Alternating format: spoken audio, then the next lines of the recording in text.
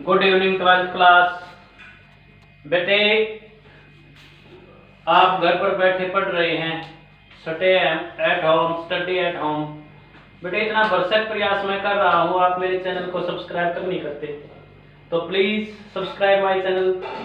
कुलदीप दलाल चिड़ी के नाम से मेरा चैनल है बेटे, सब्सक्राइब कीजिए, बेल आइकॉन का बटन दबाइए। अब चलते हैं नेक्स्ट पोएम की तरफ, a thing of beauty, written by John Keats. John Keats ने लिखे बेटे ये पोएम। जैसा कि नाम से ही पता है चलता है कि पोएम में है क्या, ए थिंग ऑफ ब्यूटी, सुंदरता की एक वस्तु।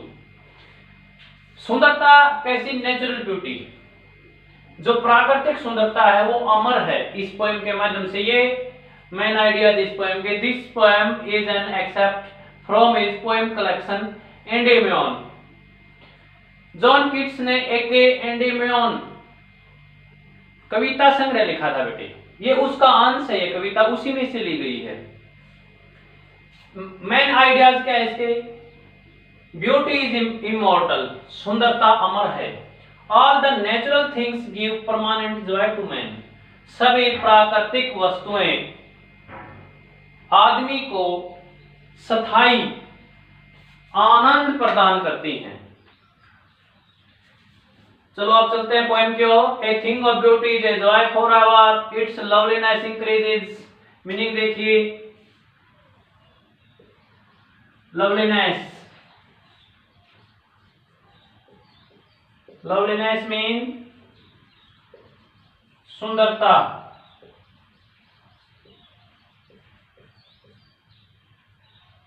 इंक्रीज बढ़ना, डिक्रीज घटना होता है। नथिंगनेस का मतलब होता है शून्यता, zero. But will keep a bower, bower का मीनिंग लिखिए वृक्षों का झुंड, a cluster of green trees, हरे वृक्षों का झुंड। Quiet for us and a sleep full of sweet dreams. Dreams का आपको पता होगा सपने। एंड हेल्थ, हेल्थ क्या होता है? स्वास्थ्य। एंड क्वाइट ब्रीथिंग, चैन की सांस। क्वाइट ब्रीथिंग का मीनिंग चैन की सांस, चैन से सांस लेना। Therefore on every morrow, मोरो टुमारो का शॉर्ट फॉर्म है, मतलब टुमारो क्या होता है? आने वाला कल। मोरो का मतलब भी आने वाला कल। आर वी रीडिंग, रीडिंग का मतलब होता है तैयार करना।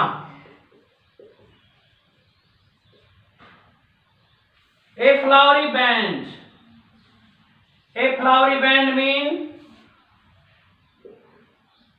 फूलों का हार, फूलों की माला। टू बाइंड अस, बाइंड होता बांधना, टू द अर्थ, धरती। स्पाइट ऑफ डिस्पोंडेंस, डिस्पोंडेंस का मीनिंग लिखिए, डिस्पोंडेंस होता है निराशा, डिस्पेयर जिसको बोलते हैं।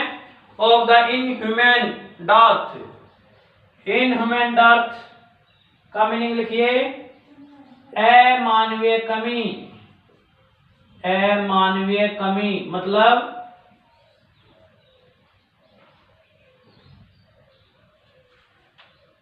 मानव की कमी।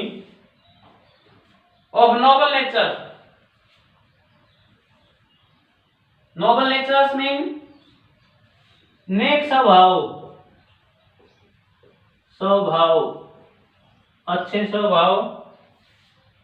Gloomy, gloomy days, gloomy days means बुरे दिन, उदासी भरे दिन।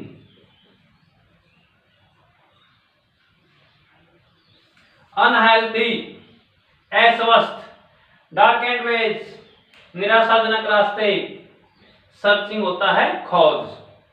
अब बेटे सबसे पहले वर्ड मीनिंग याद कीजिए। जब तक आपको वर्ड मीनिंग याद नहीं है तब तक आपका कोई भी कॉन्सेप्ट क्लियर नहीं हो सकता, चाहे पोएट्री हो चाहे प्रोज सेक्शन हो, कोई भी लेसन हो। कोई पोएम्स हो।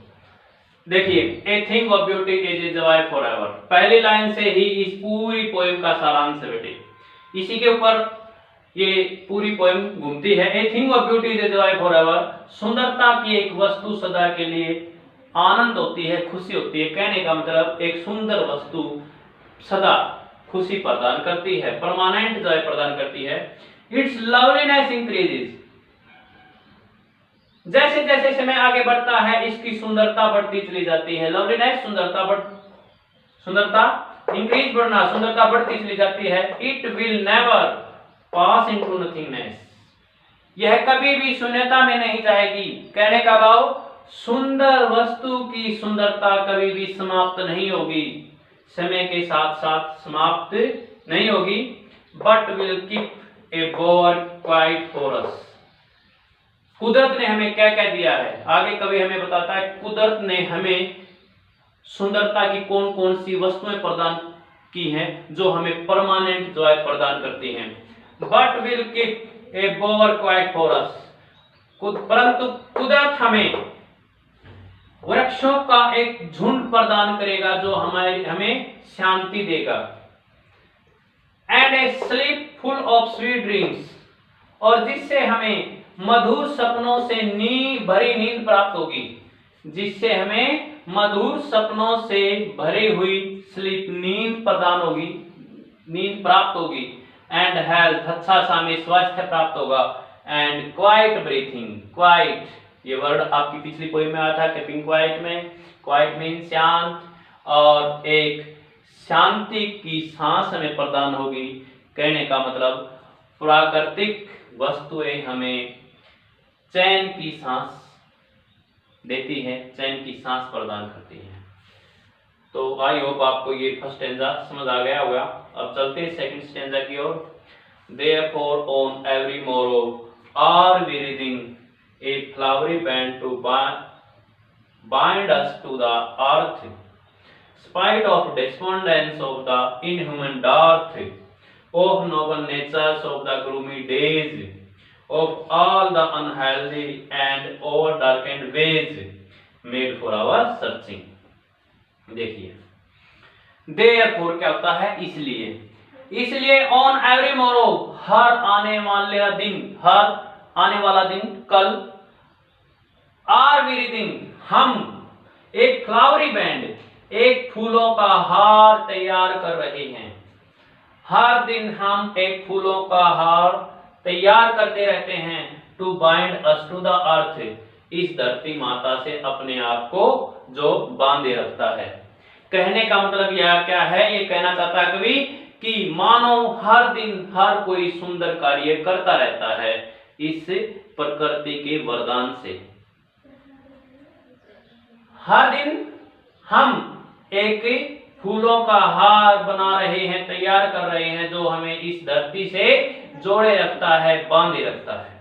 आगे देखिए, स्पाइट ऑफ डिस्पोंडेंस, जिंदगी में क्या होता है, ये सारा संसार जिसमें हम जीवन व्यतीत कर रहे हैं, ये भौतिकवाद का शिकार होता जा रहा है। भौतिकवाद हावी होता जा रहा है, जिसके कारण आदमी निराश होता जा रहा है, उसको परेशानियों का सामना करना पड़ रहा है। लेकिन उसको परेशानी से एक ही चीज बचाती है, प्राकृतिक सुंदरता।